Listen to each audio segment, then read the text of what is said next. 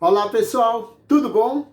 Ótimo! Bem-vindos ao canal Falas do Henrique, que sou eu. E como vocês já sabem, aqui no nosso canal a gente fala sobre exemplos edificantes, sobre pessoas que deixaram sua marca na história e sobre acontecimentos que com o passar do tempo acabaram se tornando importantes.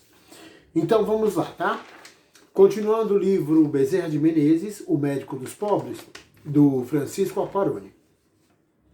Como vocês viram no vídeo passado, o movimento espírita no Brasil, e principalmente no Rio de Janeiro, estava tentando unificar as práticas e os pensamentos nos vários núcleos espíritas espalhados. Mas a coisa continuava difícil.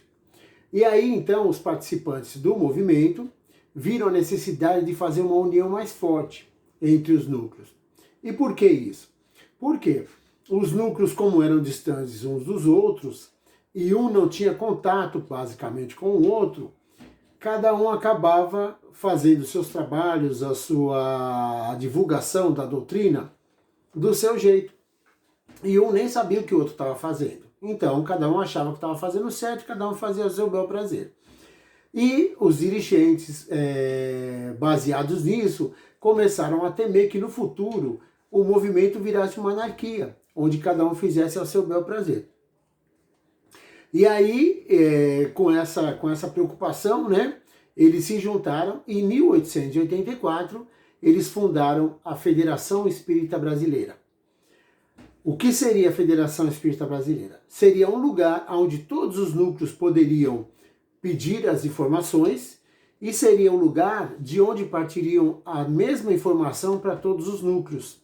E isso seria muito, e isso era inclusive na época, seria muito importante até para divulgar a doutrina kardecista, que é o que eles queriam para justamente unificar os científicos e os místicos. Então ficaria só todo mundo em torno da doutrina kardecista. Aí, logo que eles fundaram a Federação Espírita Brasileira, quem que eles foram convidar para ser dirigente? Bezerra de Menezes. Foram até a casa do Bezerra, mas o Bezerra não aceitou. Apesar da postura dele, apesar da cultura dele, né, que o pessoal queria para dirigir a federação, ele mesmo, o próprio Bezerra, achava que a cultura dele não era tanta, no caso específico da doutrina. Por quê? Porque ele não se achava preparado para o cargo de dirigente da Federação Espírita, sendo que ele próprio ainda não estava convicto das revelações feitas pelo Kardec.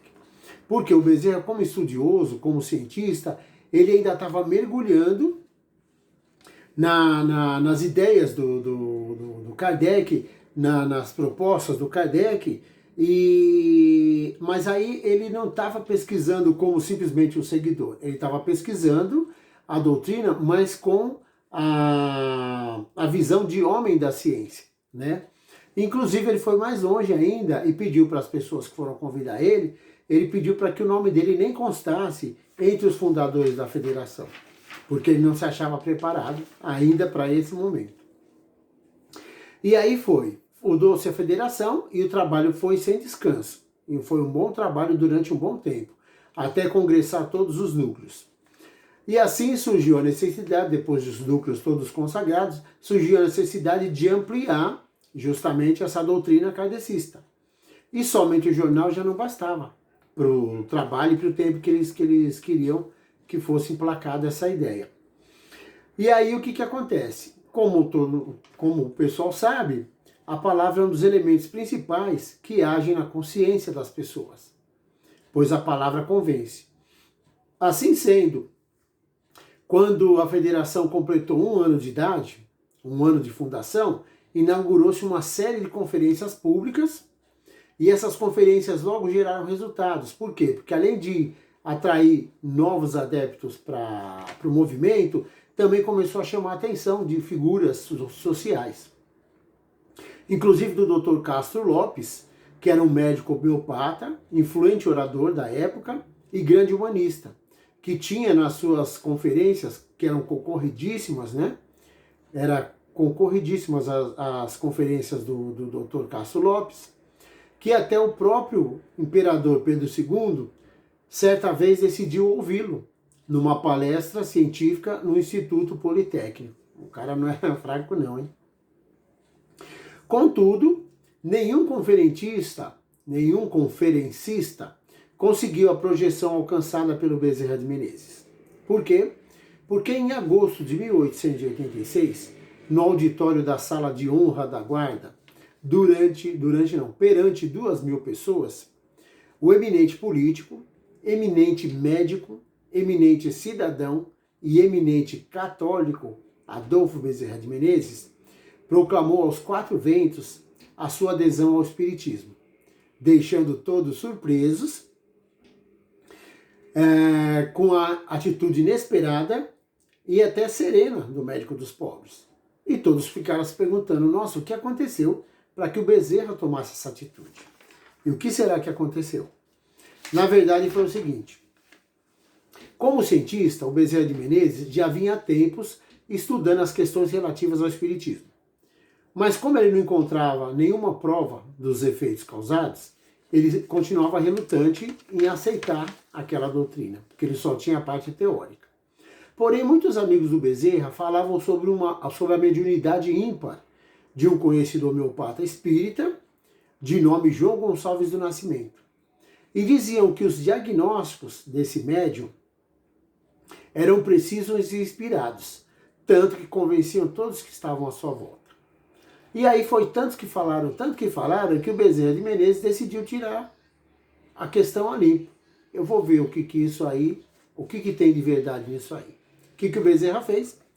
Enviou ao médium seu próprio pedido de receita, em apenas um pedaço de papel, onde ele escreveu só Adolfo, tantos anos, residente à rua tal, na Tijuca. Só isso ele escreveu no pedaço de papel e mandou para o médium. Mandou e ficou aguardando. O resultado não demorou muito. E logo veio a resposta. E na resposta estava o diagnóstico perfeito e completo da terrível dispepsia que o Bezerra tanto sofria e que atormentava a vida do Bezerra. Dispepsia era uma indigestão, que ele não sabia o que fazer para curar essa indigestão, essa dispepsia. E esse fato tocou o íntimo do médico Bezerra. Não do homem, mas do médico Bezerra, que estava acostumado com a ciência. E isso abalou as velhas crenças dele, e trazendo inclusive luz ao seu espírito de cientista estudioso. E foi isso que mudou na vida do Bezerra. Então é isso aí, pessoal. Espero mesmo que vocês tenham gostado. Se você gostou aí, clica no joinha para ficar sabendo, tá bom? Se inscreve no nosso canal, ativa o sininho para vocês receberem as nossas informações e até o próximo vídeo. Ah, lembrando, hein? Sempre aproveite as coisas boas que possam melhorar a sua vida. Tudo de bom e muita luz!